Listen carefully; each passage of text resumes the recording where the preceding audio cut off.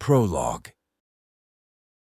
The knight in full plate armor stood before the girl and her little sister, his sword raised high, his blade gleamed in the sun, and he poised himself, ready to end their lives in a single merciful stroke. The girl squeezed her eyes tightly shut and bit her lower lips. She had never asked for this.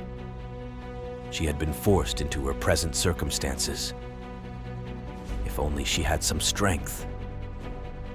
She might have resisted the enemy in front of her and fled. However, the girl did not have that strength. Thus, there could only be one outcome to this situation. That would be the girl's death, at this very place. The longsword fell, and yet there was no pain. The girl gingerly opened the eyes which had been squeezed shut. The first thing she saw was the suddenly motionless longsword. Then she saw the sword's owner. The knight in front of her was frozen in place, his eyes looking somewhere off to the girl's side.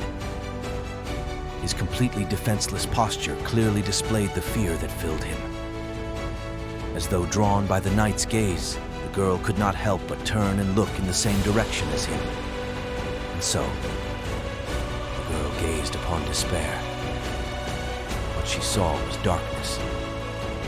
It was an infinitesimally thin, yet unfathomably deep blackness.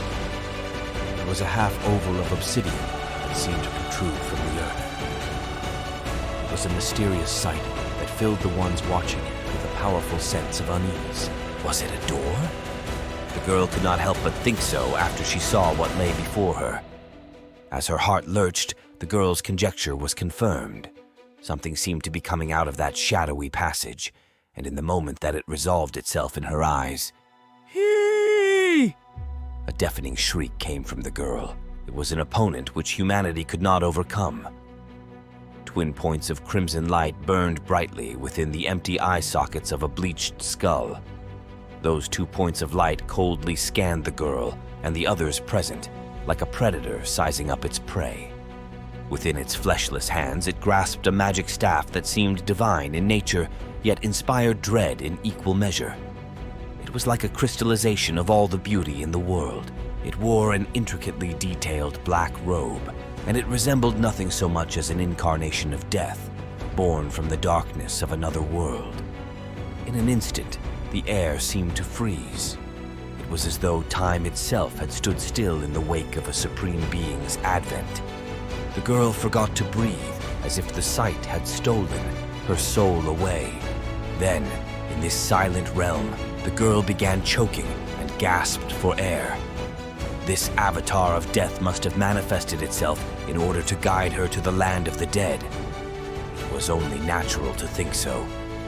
But then, the girl who thought this way suddenly realized that something was wrong. That was because the knight who had been planning to kill her from behind was now completely still. Gah! A cry that sounded like a wail crept into her ears. From whose mouth had that sound come? It felt like it could have come from hers, or that of her little sister, shivering in fright, or from the mouth of the knight that had been about to kill her.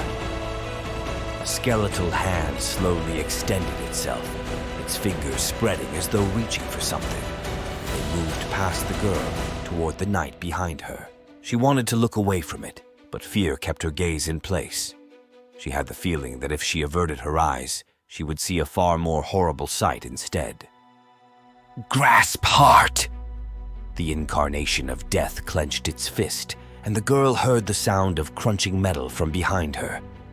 Though she was afraid to take her eyes away from the figure of death, curiosity got the better of her, and the girl wrenched her eyes away, whereupon saw the body of the knight. He was sprawled motionless on the ground, like a puppet whose strings had been cut. He was dead. There was no doubt that he was dead. The danger that had almost claimed the girl was no more. But this was no cause for celebration. The death that stalked her had merely taken a more concrete shape. That death drew close to the girl, who watched it with terrified eyes. The darkness in her field of vision grew ever larger. It's going to swallow me up. As the girl thought this, she clutched her sister tightly to herself.